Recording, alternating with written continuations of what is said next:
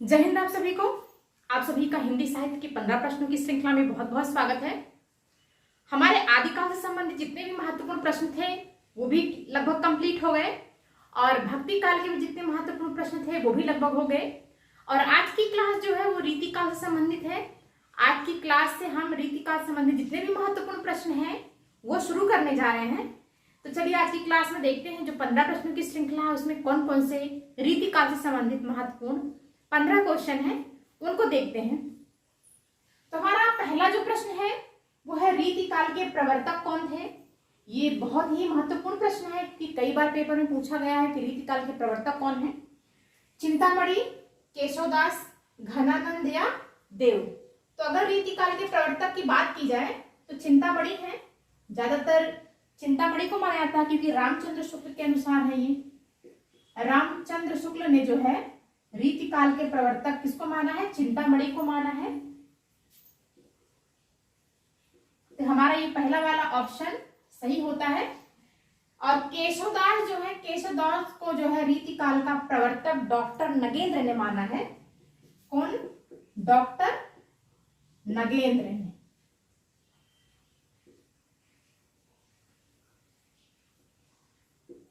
Doctor Nagendra ने जो है केशवदास को रीति काल का प्रवर्तक माना है। लेकिन अगर परीक्षा में प्रश्न आए कि रीति काल के प्रवर्तक कौन है तो आप चिंतामणि को ही लगाएंगे।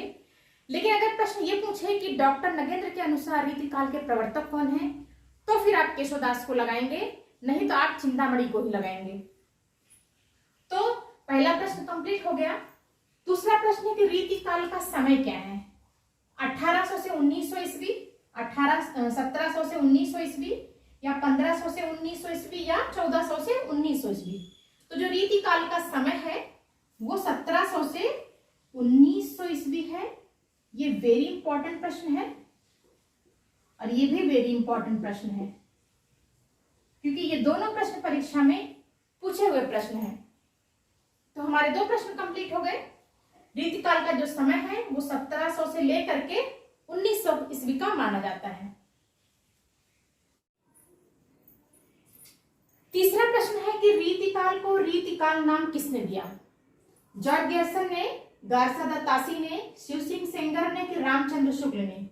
तो रीति काल को रीति काल नाम देने का जो श्रेय है वो रामचंद्र शुक्ल को जाता है। तो तीसरे प्रश्न का जो चौथा वाला ऑप्शन है वो सही है कि रीति काल को रीति काल नाम जो है रामचंद्र शुक्ल ने दिया। लेकिन एक लेखक और भी ऐसे हैं जिन्होंने रीति काल को रीति काल ही कहा। कौन थे वो है डॉक्टर नगेंद्र। डॉक्टर नगेंद्र ने भी जो है क्या कहा है? रीति काल को रीति काल ही कहा है। रीति काल को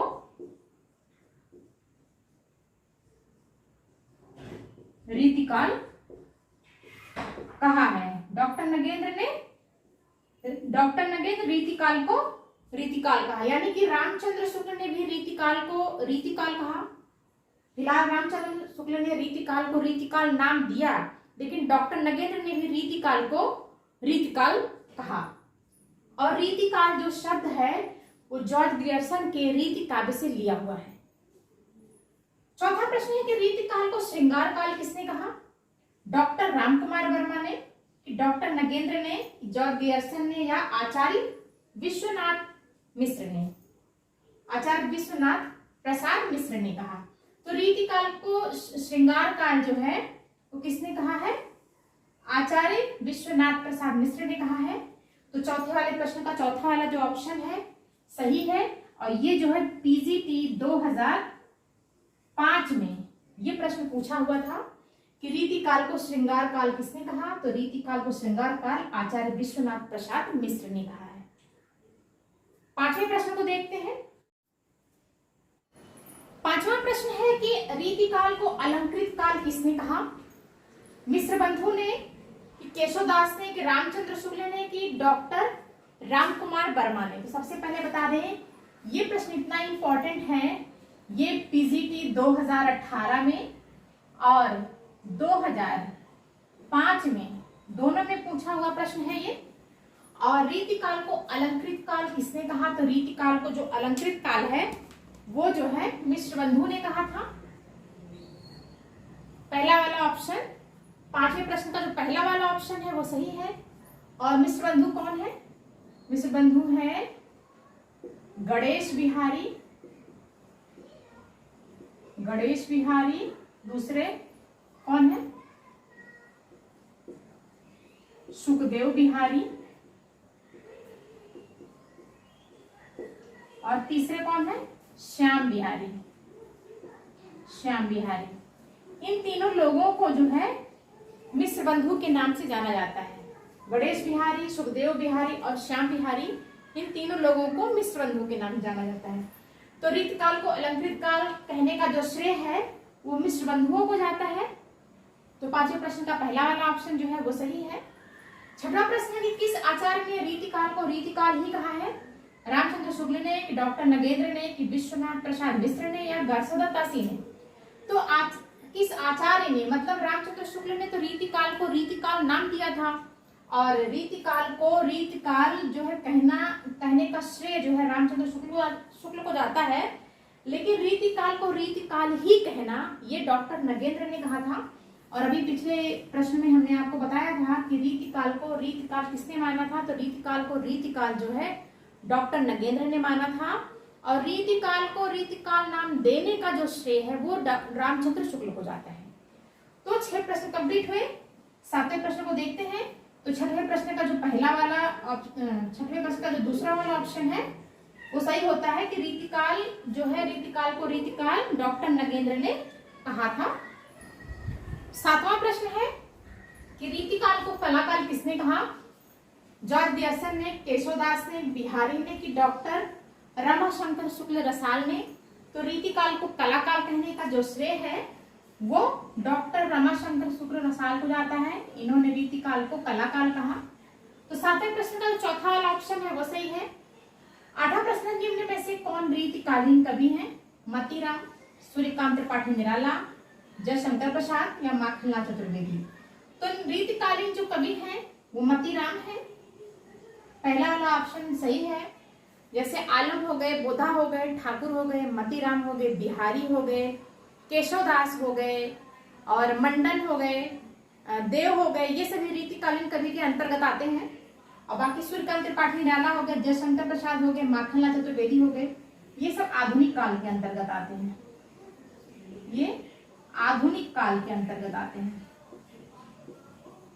और ये कौन है? ये रीतिकाल, रीतिकाल के अंतर्गत आते हैं। तो 8 प्रश्न कंप्लीट हुए। 9वें प्रश्न को देखते हैं। 9वां प्रश्न है कि निम्न में से कौन रीतिबद्ध कवि है? केशवदास, घनानंद, सेनापति, या रश्मिधि? तो जो रीतिबद्ध कवि है वो केशवदास है। 9वें प्रश्न का जो पहला वाला ऑप्शन है वो सही है कि केशवदास जो है वो रीतिबद्ध कवियों के अंतर्गत आते हैं। घनानंद जो है वो रीत मुक्त कवि हैं। और सेनापति और रश्मिधि की अगर बात करें तो ये लोग रीति सिद्ध कवि हैं। ये रीति सिद्ध कवियों की श्रेणी में आते हैं। 10वां प्रश्न है, निम्न में से कौन रीति सिद्ध कवि है? भूषण, वृंद, आलम, बोधा? तो जो रीति सिद्ध कवि हैं वो वृंद हैं। ये कौन से हैं? रीति सिद्ध कवि हैं। ये 10वें प्रश्न का जो दूसरा वाला ऑप्शन है ये सही है। अगर भूषण की बात की जाए तो भूषण रीतिबद्ध कवियों में आते हैं, रीतिबद्ध कवियों में आते हैं। आलम और बोधा ये दोनों लोग रीति मुक्त कवि में आते हैं, रीति मुक्त कवि की श्रेणी में आते हैं। तो 9वें प्रश्न का पहला वाला ऑप्शन सही है और 10वें प्रश्न का दूसरा वाला जो ऑप्शन है वो सही है। तो 10 प्रश्न कंप्लीट हुए। 11वें प्रश्न को देखते हैं। 11वां प्रश्न है कि प्रमुख रीति सिद्ध कवि कौन है? बिहारी, वृंद, सेनापति, या रश्मिधि? तो ये सभी रीति सिद्ध कवि हैं। अगर बात करें कि ये प्रमुख रीति सिद्ध कवि, ये सभी रीति सिद्ध कवियों में आते हैं। कौन से? रीति सिद्ध कवि में ये जो है चारों कवि आते हैं। लेकिन अगर प्रमुख की बात किया जाए तो पहला ऑप्शन सही है, बिहारी। ये जो है क्या है? प्रमुख रीति सिद्ध कवि हैं, प्रमुख रीति सिद्ध कवि हैं। बिहारी ने एक ही रचना करके जो है अपने नाम को अमर कर लिया, जिसका नाम है बिहारी सत्सई, जो कि इनकी एक ही रचना है और बहुत ही प्रसिद्ध रचना है। और रीतिकाल के कवियों में बिहारी का जो नाम है वो बहुत प्रमुखता से लिया जाता है। तो 11वें प्रश्न का जो है पहला वाला ऑप्शन सही है। 12वां प्रश्न है कि डॉक्टर नगेंद्र ने रीतिकाल का प्रवर्तक किसे माना? चिंतामणि को, मिश्र बंधु को, रामचंद्र शुक्ल को, कि केशवदास को? तो डॉक्टर नगेंद्र ने रीतिकाल का जो प्रवर्तक है वो केशवदास को माना है। 12वें प्रश्न का जो चौथा वाला ऑप्शन है वो सही है, केशवदास। 13वां प्रश्न है कि केशवदास को हिंदी का प्रथम आचार्य कौन मानता है? चिंतामणि, विश्वनाथ प्रसाद मिश्र, तीसरा रामकुमार वर्मा, चौथा डॉक्टर नगेंद्र। तो केशवदास को हिंदी का जो प्रथम आचार्य है वो विश्वनाथ प्रसाद मिश्र मानते हैं कि केशवदास जो है हिंदी के प्रथम आचार्य हैं।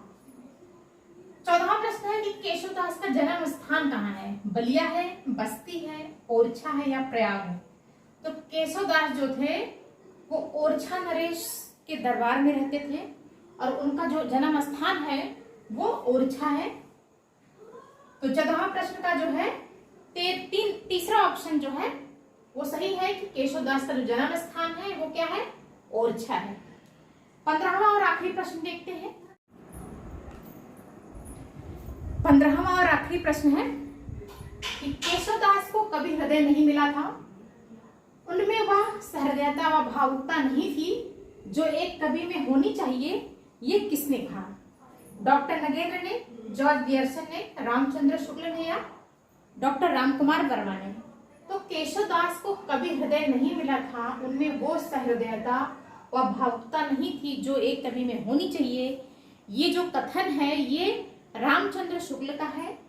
तो 15वें के प्रश्न का जो तीसरा वाला जो ऑप्शन है वो सही है कि ये कथन जो है रामचंद्र शुक्ल का है और बहुत ही इंपॉर्टेंट जो है कथन है, ये परीक्षा में कई बार पूछा हुआ है। तो आज की क्लास को यही समाप्त करते हैं। 15 प्रश्नों की जो श्रृंखला है वो समाप्त हो चुकी है।